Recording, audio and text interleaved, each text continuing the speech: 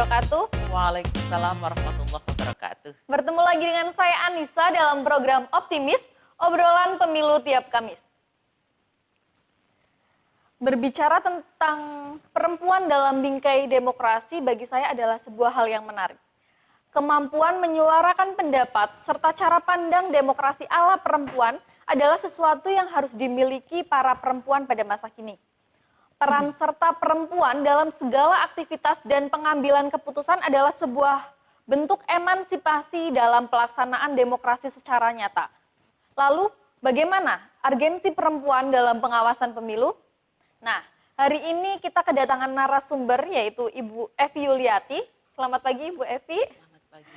Nah, bersama beliau nanti kita akan membahas tentang apa sih peran perempuan dalam pengawasan pemilu. Baiklah, pada kesempatan pagi hari ini, di hari Kamis ini dengan acara Optimis, saya akan menyapa semuanya saja pada kesempatan kali ini.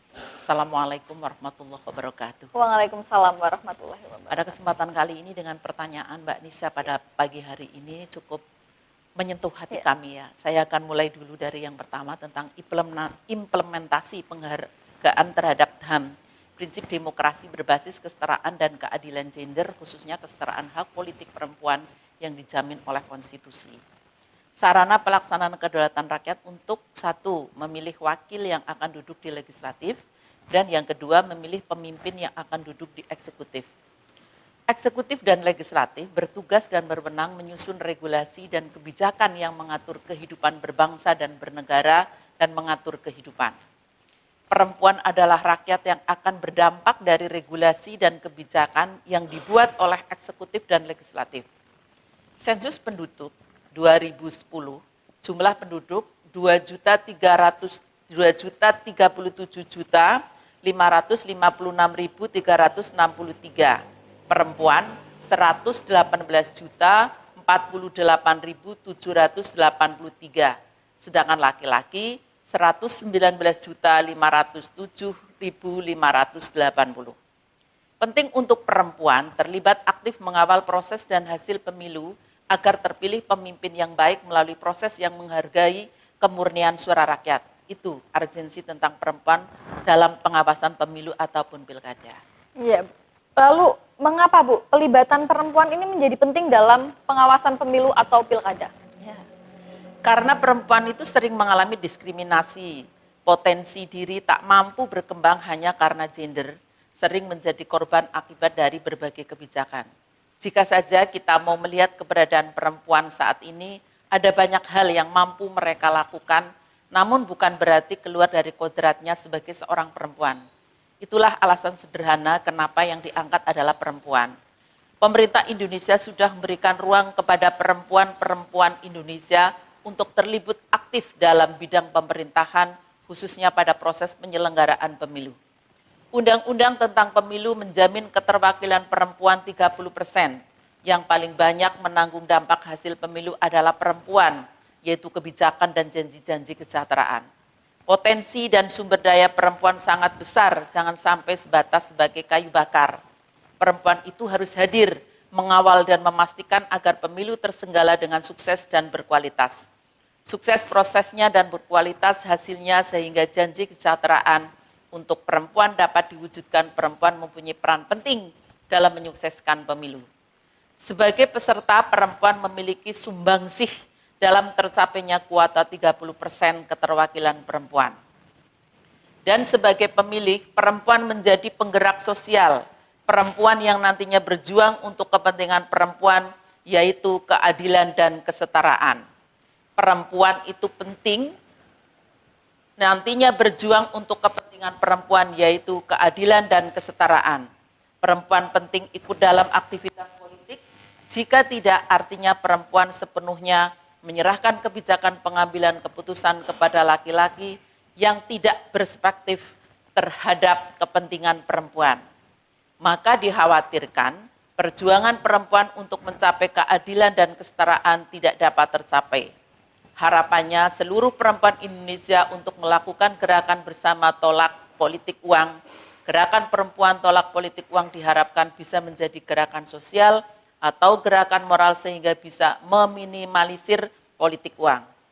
Pemilih perempuan banyak yang masih permisif terhadap politik uang. Artinya perempuan membuka diri, siapa yang datang membawa uang diterima.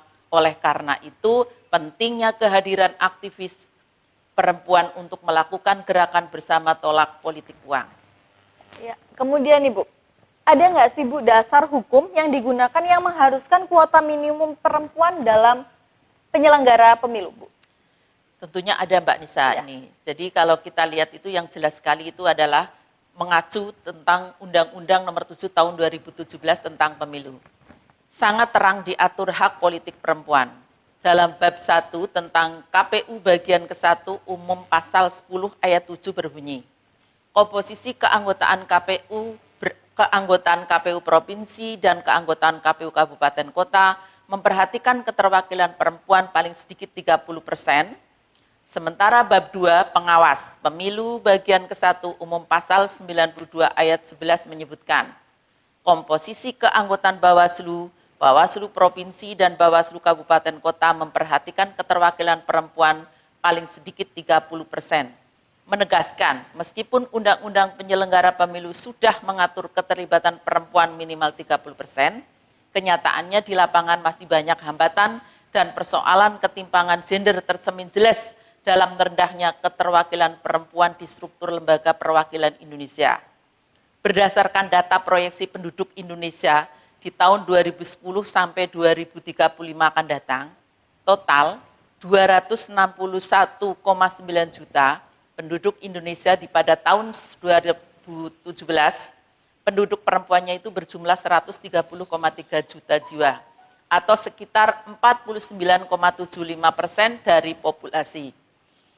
Sayangnya, besarnya populasi perempuan tersebut tidak terpresentasi dalam parlemen. Proporsi perempuan di kursi DPR jauh lebih sedikit bila dibandingkan dengan proporsi laki-laki. Salah satu upaya untuk meningkatkan peran perempuan sudah dilakukan dengan menerbitkan peraturan perundang-undangan yang dapat menjamin peningkatan keterwakilan perempuan di kursi DPR. Iya Bu. Kemudian di Bawaslu Banjarnegara sendiri Bu, apakah dalam memilih jajaran pengawas di bawah seperti mulai dari tingkat kecamatan sampai dengan TPS, apakah Bawaslu Banjarnegara ini memperhatikan atau mempertimbangkan kuota perempuan juga Bu?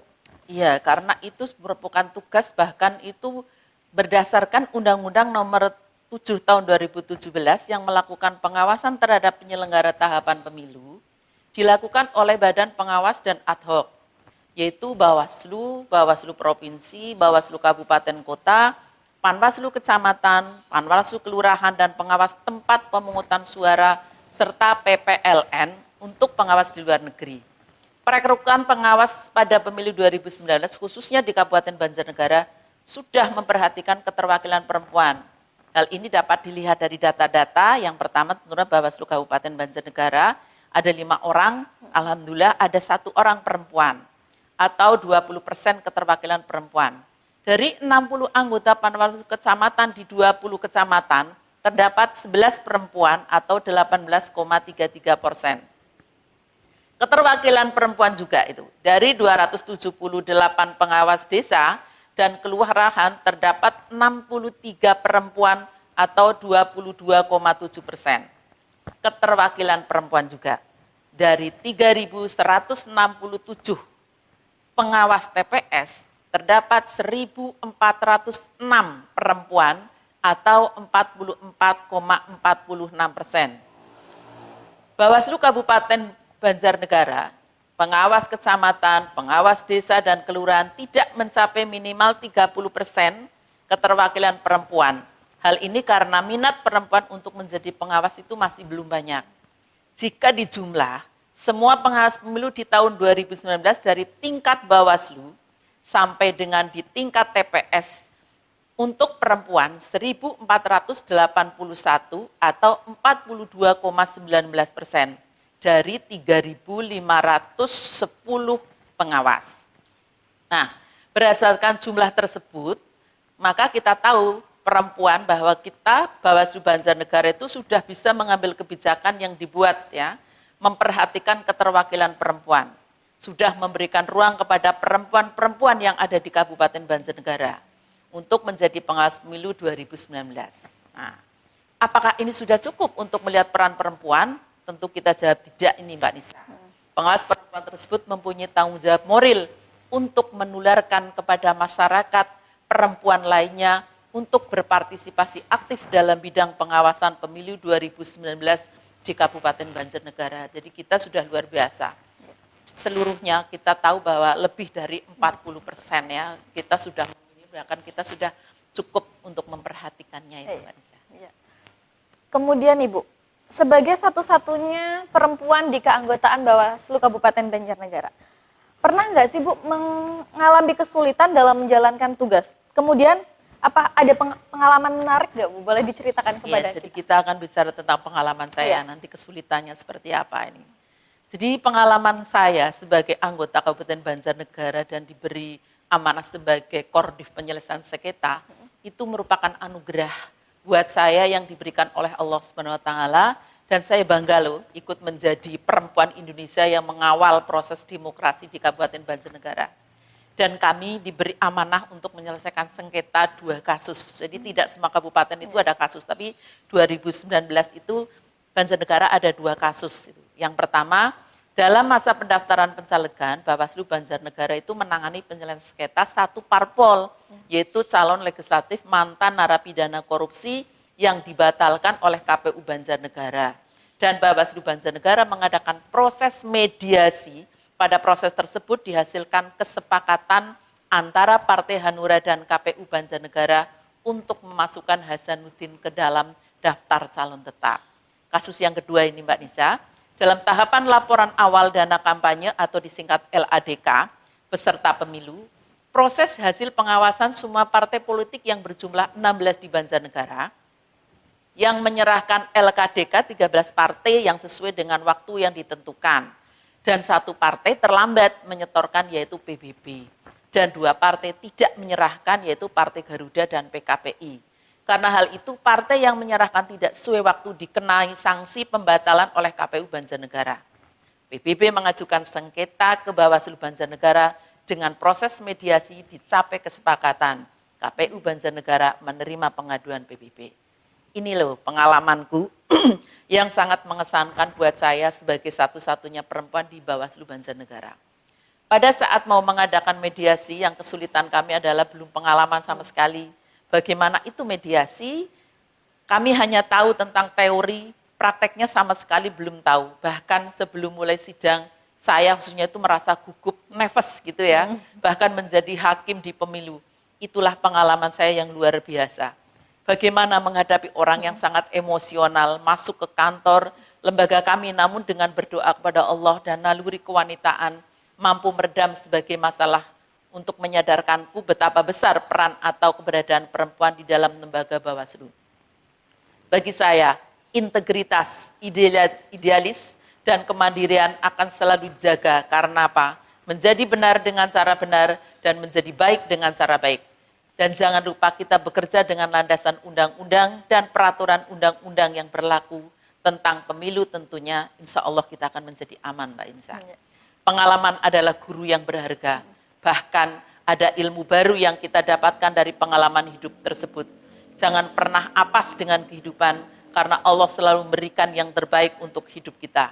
Dengan mengucap Alhamdulillah, kesulitan-kesulitan itu sudah kita hadapi dan selesai, dan sulit pasti, tetapi bukan berarti tidak dapat diwujudkan. Ya, pantang menyerah ya Bu? Iya, pantang menyerah. Kemudian Ibu, apa yang menjadi tantangan ataupun kendala yang dihadapi oleh Bu Evi nih dalam menjalankan tugas atau perannya sebagai seorang pengawas pemilu? Lalu bagaimana cara Bu Evi dalam menghadapi tantangan tersebut? Jadi begini Mbak Nisa, tantangan hal yang misalnya yang saya lakukan di sini itu harus kerja kelompok ya, kerja teamwork ya, itu harus bekerja sama dari 5 anggota Bawaslu itu tidak segampang apa yang dibayangkan orang. Jadi yang pertama itu bagaimana kita harus kerja teamwork ya, dari 5 orang tapi harus menghasilkan sama-sama harus keluar itu satu keputusan. Kemudian kita itu harus punya kapasitas sebagai seorang Bawaslu, perempuan pun juga tidak boleh kalah dengan laki-laki, maka kapasitas kecakapan kita harus belajar terus Bahkan kita tahu yang namanya peraturan ataupun undang-undang itu, kita tahu hampir setiap saat itu bisa kalau sedang pemilu itu berubah. Maka kita kecakapan itu penting sekali. Kemudian tekanan pekerjaan yang sepenuh waktu, yang kadang-kadang pulang jam 2 malam, bahkan tidak pulang gitu ya. Kadang hal-hal ini sering terjadi. Tetapi saya tidak, kalau saya katakan itu tidak heran ataupun tidak kaget karena memang pernah menjadi penyelenggara pemilu KPU itu tahun 2003 sampai 2008 dan kebetulan basic saya juga di organisasi jadi sudah biasa pulang pagi atau tidak pulang gitu ya, itu seperti itu. Nah, bagaimana sikap yang dimiliki sebagai seorang Bawaslu? Kita sebagai seorang perempuan juga harus jujur, adil dan netralitas itu sangat tinggi ini ya, profesional dan berintegritas. Dan dalam menghadapi permasalahan kita itu harus berani. Ya, dengan tegas, keberadaan perempuan itu dalam lembaga penyelenggaraan pemilu adalah suatu keharusan untuk meredam kerasnya penyelenggaraan pemilu di negeri kita cintai ini.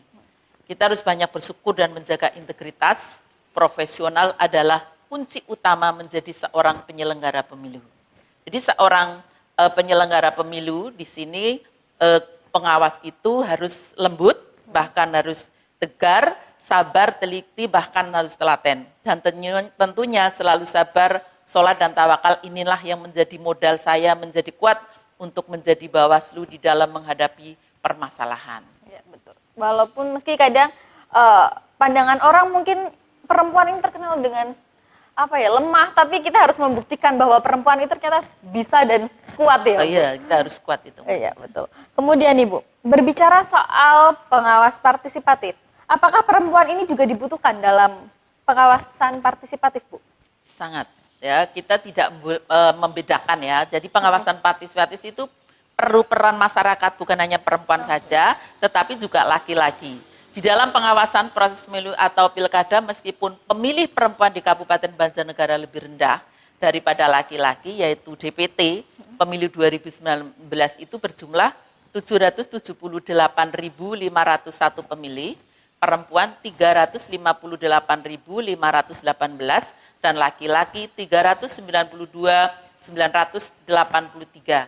Maka sangat diperlukan partisipasi perempuan. Berarti keikutsertaan perempuan dalam konteks proses pemilu partisipasi masyarakat dalam melakukan pengawasan pemilu ini adalah bentuk dari penggunaan hak warga negara untuk mengawal hak pilihnya, upaya kontrol dari publik untuk menjaga suara dan kedaulatan rakyat di dalam penyelenggaraan negara. Bawaslu Kabupaten Banjarnegara mempunyai tanggung jawab untuk meningkatkan partisipasi masyarakat. Pasal 102 Undang-Undang Nomor 7 Tahun 2017 menjelaskan bahwa Bawaslu Kabupaten Kota dalam melakukan pencegahan bertugas meningkatkan partisipasi masyarakat dalam pengawasan. Pasal tersebut menggambarkan bahwa Bawaslu Kabupaten Kota se-Indonesia mempunyai tanggung jawab untuk meningkatkan partisipasi pengawasan seluruh pelosok negeri. Bawaslu Kabupaten Banjarnegara dalam hal ini seharusnya melakukan tindak lanjut dari setiap kegiatan-kegiatan sosialisasi yang dilakukan sehingga terbentuk komunitas atau kelompok perempuan yang menjadi binaan Bawaslu Kabupaten Banjarnegara, menjadi mitra dalam rangka memaksimalkan pencegahan pada setiap penyelenggaraan pemilu maupun pilkada. Tantangan sudah pasti dialami Bawaslu Kabupaten Banjarnegara untuk meningkatkan partisipasi masyarakat khususnya kalangan perempuan pada pemilu 2019. Terutama masalah anggaran dan program. Mungkin banyak hal yang terkadang tidak sejalan antara kewajiban tugas dengan alokasi anggaran atau program kegiatan yang disediakan. Bawaslu Kabupaten Banjarnegara harus mengambil langkah-langkah cepat dan tepat untuk hal tersebut, karena partisipasi masyarakat sangat mempengaruhi hasil dari penyelenggaraan pemilu, terutama dalam bidang pengawasan. Itu Mbak Nisa. Iya, betul, Bu. Kemudian Ibu, mengapa perempuan itu perlu dilibatkan dalam pengawasan partisipatif, Bu? Jadi kalau saya boleh berkata, harus melibatkan perempuan dalam segala hal pengawasan partisipatif ini, Mbak Nisa. Ya, harus itu. Yang pertama, perempuan itu harus punya andil besar di dalam proses demokrasi. Perempuan dan pilkada adalah dua bahasan yang selalu menarik. Urgensi perempuan mengawasi pilkada adalah pertama, sebagai implementasi penghargaan terhadap hak asasi manusia. Prinsip demokrasi berbasis kesetaraan dan keadilan gender, khususnya kesetaraan hak politik perempuan. Yang kedua, perempuan adalah rakyat yang akan terdampak dari regulasi dan kebijakan yang dibuat oleh pemerintah khususnya daerah. Terakhir, penting untuk perempuan terlibat aktif mengawal proses dan hasil pemilu atau pilkada agar terpilih pemimpin yang baik melalui proses yang menghargai kemurnian suara rakyat. Pada tadarus pengawasan pemilu ke-8, salah satunya menghadirkan salah satu perempuan pengurus pusat Aisyah bernama Tri Hastuti Nur yang memaparkan tema perempuan dan pengawasan partisipatif, yaitu Senin tanggal 4 bulan 5 2020. Ia menyatakan bahwa perempuan harus terlibat mengawasi dari seluruh proses demokrasi, mulai dari awal penentuan daftar pemilih tetap, terlibat memberikan pendidikan untuk pemilih, pemantauan dalam proses pelaksanaan pilkada, hingga nanti dalam mengawasi setiap kebijakan yang dilahirkan pasca pilkada. Perempuan harus mengawasi, penting bagi kita melakukan pendidikan pemilih untuk pemula yang perempuan. Ini harus kita rangkul. Dan kita itu harus rangkul semuanya, juga perlu memberikan edukasi kepada masyarakat untuk tidak termakan hoak dan politik uang. Hingga kini ia melihat sejumlah problem perempuan dan pilkada. Baginya perempuan sejak tahun 2014, Bawaslu mulai membuka peluang yang sangat baik untuk mendorong kelompok masyarakat untuk terlibat dalam proses pengawasan pemilu. Bawaslu juga mendorong adanya sekolah kader pengawasan partisipatif. Ini penting untuk pendidikan politik bagi pemula, terutama kelompok perempuan yang menjadi pemilih pemilu pada pilkada tahun 2020. Ya. Kemudian Ibu, dalam kegiatan apa saja sih Bawaslu Banjarnegara itu melibatkan perempuan, Bu? Tentunya di semua kegiatan, Bawaslu Kabupaten Banjarnegara selalu melibatkan perempuan, termasuk acaranya tentunya sosialisasi. Kegiatan sosialisasi itu harus mampu mengobarkan semangat bahwa pengawasan dari masyarakat sangat penting, terutama terkait dengan bahaya politik uang dan sara. Kegiatan sosialisasi harus menjadi media pertama agar peserta yang hadir tertarik untuk terlibat aktif.